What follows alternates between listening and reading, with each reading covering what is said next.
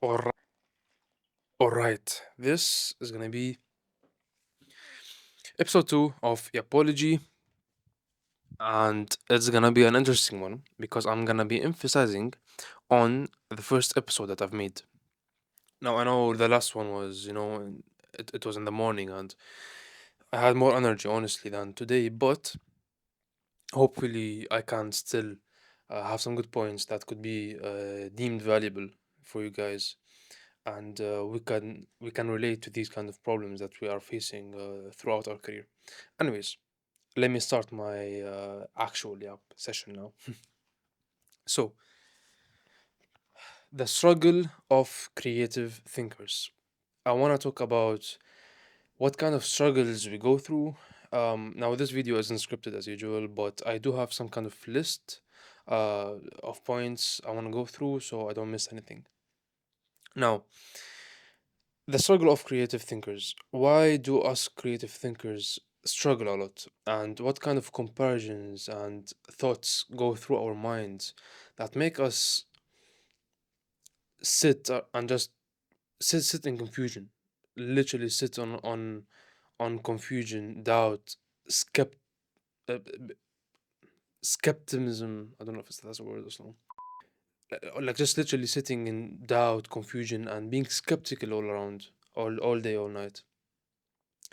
I wanna go through the chaos that I wanna cover the chaos that goes through our minds.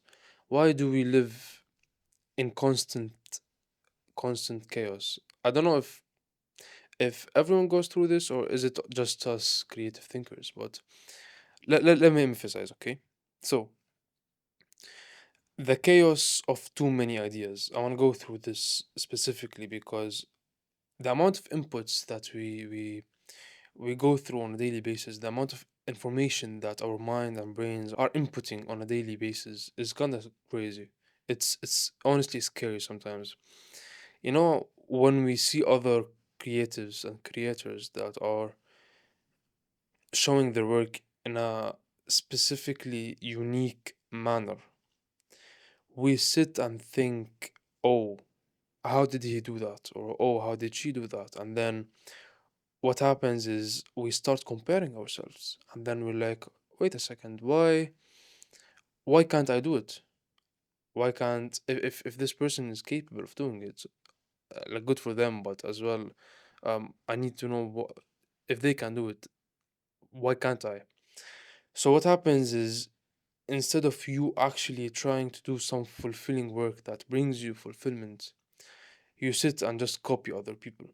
You sit and you're like, okay, I want to be like this person. Oh, I want to be like that person. And then you get to realize after months of copying these kind of people that, oh, I actually don't want to be like them. I want to be perceived like them. I want to be viewed like them. I want to be liked and approved by people like them. I do not want to be them though. That's the key difference. And me myself, I've went through this honestly, and it's not easy, but at the same time, listen, it's good to copy. As I said, like we need to copy like artists, but it is the way you copy, right? It is the way you formulate ideas. It's the way you put these ideas together. And the chaos that this brings is not talked about enough. And I'm here to literally to just sit down and talk about all the hidden thoughts that are in our minds that no one is standing out there and just speaking about them, or it's not deemed important enough to be talked about. So yes, we have number one, the chaos that us creative thinkers we go through. Um, Overthinking and self-doubt. We have this. I don't know if it's only me, but we have this thing that, oh, I want to do this, I want to do this, I want to do this, I want to do that. You have these. Like, you have around what 4 to 7 things that you would love to do, and then at the end of all of this, you do nothing, nothing, zero, null. Why? Why is that? Why do we sit here and just contemplate us like okay, I want to do this and that, and like, oh, man, this is getting us nowhere. There's no output. There's so much input, information, ideas, and no implementation. Where will these ideas go? So I don't know. Like it is interesting how our minds work sometimes. Um, the more things you wanna do, and you're not actually doing them, the more doubt, self doubt you bring to yourself, and the more chaos there is. Overall, this brings confusion. So we're back to number one. We are confused. We don't know what's happening with our minds and why we are not moving forward. Why we feel like we're stuck in this hellish hole. Why is that? I think this is the reason. Confusion is caused because there's no specific goal you want to reach. And even if you have this specific goal that you want to reach, the tasks that you are trying to implement to go towards that goal isn't clear enough, or it isn't implemented in the right way. And this brings chaos. So it is all interconnected, right? It's like a big map connected in multiple areas. Um it is something that we all go through, and it is fine, and even I'm going through this. But I believe that after experiencing this kind of thing, right? After experiencing this kind of thing, it is good to say that we are capable of overcoming these challenges. Honestly, if these challenges weren't there, then it wouldn't be something worth completing and worth overcoming. So the harder the challenge, the better the results, the more fulfilled you would feel. That's how I would view it. So you need to accept hardships. You need to see them. You need to view them as a good thing, as something that's gonna actually make you better. That's something that's gonna make you stronger, and it is something that will make you reach your goals. The perfectionist's trap. This I won't talk about this a lot, but man, it's like in every single thing we do, we want to be perfect. The tasks we write, the goals we set, the work we do, the projects we try to finish. But no, we sit here and we overthink a pixel or uh, uh, small detail that we spend hours on, and we're like, where did the time go? I spent like 3 hours on on fixing this small unnoticeable detail. And the reason for that is we want to hand out perfect work. We want to hand out work that is completely perfect and that is appreciated by whomever going to be accepting these kind of projects, which is aka your clients. We all have this, but we need to understand that perfectionism can affect our minds mentally and slowly. So the more time goes by, the more you try to be more perfect and more perfect and more perfect, and the more you realize that we aren't perfect. We're humans. We're humans. We're not perfect, and this causes trouble. This plays with your mind, with your mental mind, and this overall brings you more and more confusion. So this brings more struggle to your life as well. Perfectionism. Moving on, we have the money versus the passion conflict. I've had this for the past week actually as well. So I was thinking of it this way, right? I have the business side and I have the creative side. And which one should I go for? So let me paint the picture for you. So for example, last week I sat with myself and then I was like, okay, how can we make money? We need an offer. We need to sell something. Okay, cool. So I was like, A, the business way, the strategic way, I help YouTubers monetize their videos with funnels, webinars, and a video funnel that brings these viewers and monetize them, nurture them, and monetize them. So that's more businessy, that's more strategic, and that is more money side. That is A.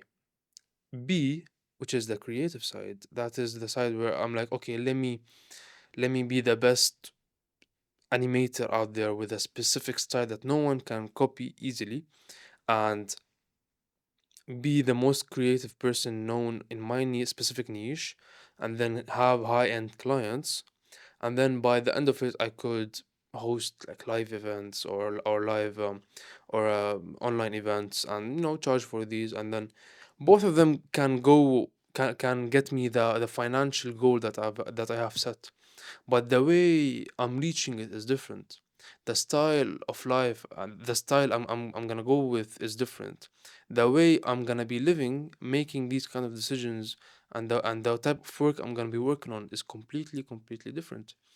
So which one is the right way? Which one's the wrong way? After all of the thinking sessions that I've had with myself, I came to a conclusion that there's no right and wrong. It's just literally what do you prefer? What do you view yourself as a person who is gonna like who has a financial goal, right? What do you want to do? What do you want to do? Because if you think of it, there's no rules binding you. It's just some people they copy like fucking copycats without thinking. So if I see Alex Hormozy doing something, I'm like, oh, this is working, let me do it. What if I hate it? You know that I've heard that there's some big people that they do big numbers on a monthly basis. They don't have any sales team, and then you go to them and they're like, okay, why don't you have any sales team? If you have a sales team, they can multiply your monthly revenue, or even yearly revenue, like by 3, 4, 5x. And then they're like, I don't like dealing with them. What do you mean you don't like dealing with them? Oh, I don't like I don't like working with salespeople. Okay, can you go to him and force him to have a sales team? No, you can't. It is his business. It is his rules. There's no bindings. If you're getting the money in and you're satisfied with what's coming in and the lifestyle you are living, you can do whatever the you want. There's no one holding you on this. And that is a good thing that you get to realize. You can do whatever the fuck you want. There's no rules, there's no bindings. You just gotta know what is the key to achieving satisfaction in results, money, and time, and then stick to that. You can scale and test where this can go. You can then, if it doesn't work, descale back down. It is like a game. It's like a video game. You just gotta try new things and then see what works best with you and then stick to it. That is all it is. So I've seen this as well. It is the struggle of not knowing what kind of path it is and just copying other people without thinking about their own personality and what fits best to them and what brings them happiness in a sense. So yeah, the money versus passion conflict. I think it is something that has gone through with everyone. Like it should be a universal thing. Some people they're like, no, don't follow your passion. Get the money first, and then you can follow your passion. And then some people are like, no, turn your passion into a money making machine. Which is there's no right and wrong. It could work both ways. You just gotta know how which one fits best to your needs, right? Finally, I want to talk about turning creativity into a sustainable career without burnout. There's a lot of people out there that they they doubt themselves to an extent where they think they cannot bring enough money with their hobby. They call a hobby. I don't know why they still call it a hobby. If you have a hobby that you think you're fairly good at, you should make money with it immediately. But turning creativity into a sustainable career without burnout is something that a lot of creators they deal with, and I wanna talk about the angle of burnout, how they think that the more I should be creative every single day, and I will be fine, let me just work my ass off for 12 14 hours a day, and oh yeah, I achieved my goals, my financial goals or my lifestyle goals or whatever the fuck you want to achieve. But burnout is a real thing, and the thing is, you don't realize you're burnt out until you actually realize you're burnt out. You won't understand me, but I know it's it's kind of complex, but you won't know it until you actually go through it. You would feel like your focus is depleted. You don't feel like doing dog shit. You just want to lay down and do nothing. And the reason for this feeling isn't because you're lazy, it's because your body and mind has went through a lot of fucking chaos for a long while, that it's like, give me a rest, man. Let me rest. Let me sleep without thinking of of how to make money from my creative side, or how can I be faster doing my work, or how can I edit this video better, or how can I be like this person, and how did this kid make it this far without, this and that. Like, come on, just breathe, breathe, chill. Trust me, you have time. I know you're rushing, and I know you wanna save your family and pay the bills, but trust me, take a breather. This will help you a lot focus on your decisions and actually have decisions that will help you move forward. Uh, there's a lot of things I can sit here for hours and speak. I don't want to make this too long though. Um, Chaos and creatives, they're combined into one. You can't have one without the other. It is fine, but you need to be cautious of it. You need to know that, okay, I have all of these ideas. How can I put them into one place? How can I distribute these ideas and give them fair space to think for each idea? It is not easy. It is hard, as I said. It is challenging, but you gotta do what you gotta do, man. It is a tough world out there, and now the currency have changed a bit to an extent. So before we used to focus on, attention, views. I feel like now authenticity is number one. Trust is number one. If you don't have those, you're cooked. You're not gonna make it.